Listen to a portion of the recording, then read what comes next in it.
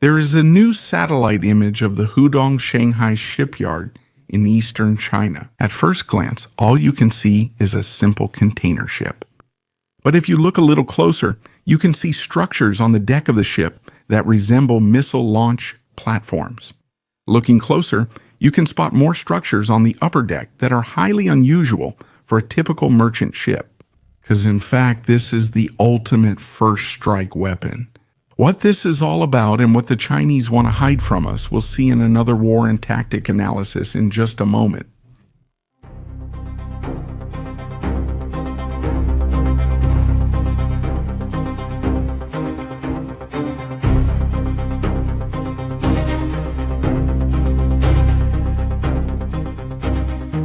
The topic we're looking at now seems almost theoretical from a technical standpoint at first glance. In reality, however, it touches on one of the most sensitive points of modern warfare, the deliberate blurring of the line between civilian infrastructure and military first strike capability.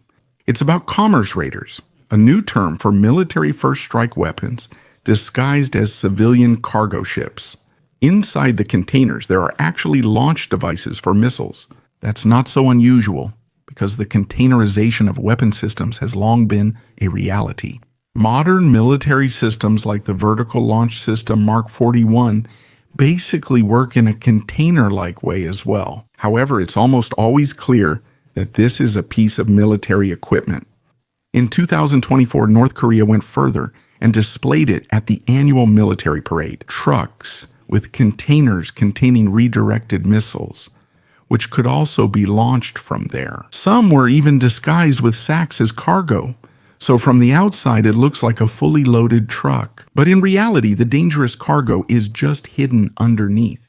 So we see, especially in East Asia, that some devices for warfare are increasingly being disguised as civilian to conceal their true purpose. With the Chinese, it's specifically about a current design and prototype of a container ship for coastal operations, much larger and more seaworthy than classic coastal motor vessels, but inconspicuous enough not to stand out in today's civilian maritime traffic. Such ships belong to the category of so-called feeder ships, which dock daily all over Europe and even around the world. Without us noticing, what do we see on the ship? It can carry up to 60 vertical launch systems, which are vertical launch cells for missiles. Depending on the configuration, anti-aircraft missiles, cruise missiles, anti-ship missiles, or anti-submarine missiles can be launched from these cells.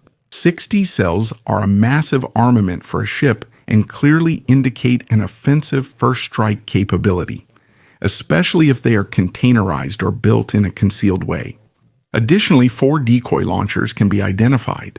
They fire flares or active decoys to confuse enemy radar, infrared, or seeker systems, and to divert incoming missiles away from the ship. They are part of the passive self-defense mechanisms of modern warships. We also see active defense here, a 1,130 close-in weapon system. That's a Chinese close-in weapon system. It is an 11-barreled Gatling gun with a caliber of 30 meters with an extremely high rate of fire of up to 10,000 rounds per minute.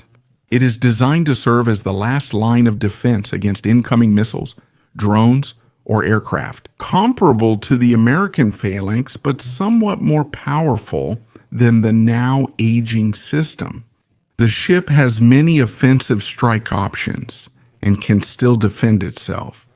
Otherwise, you can see some structures back here that resemble radar systems or early warning systems for incoming enemy-guided missiles.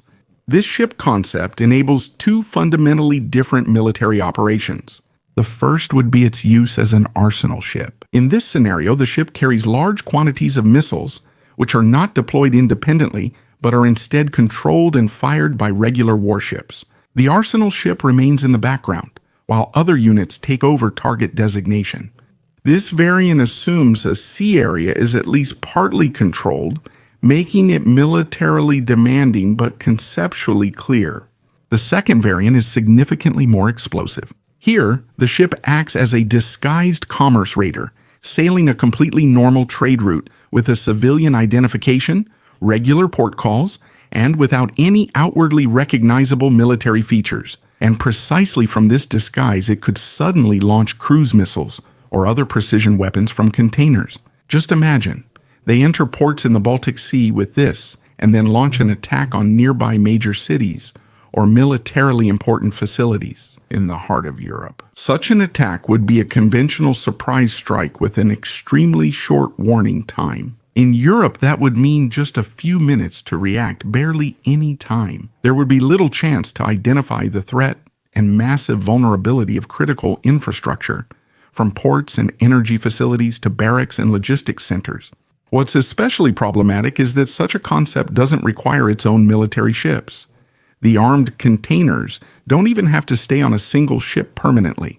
They could rotate through regular shipping routes between ports, constantly reach new target areas, and operate within the mass of global container traffic. The necessary technology for this is manageable.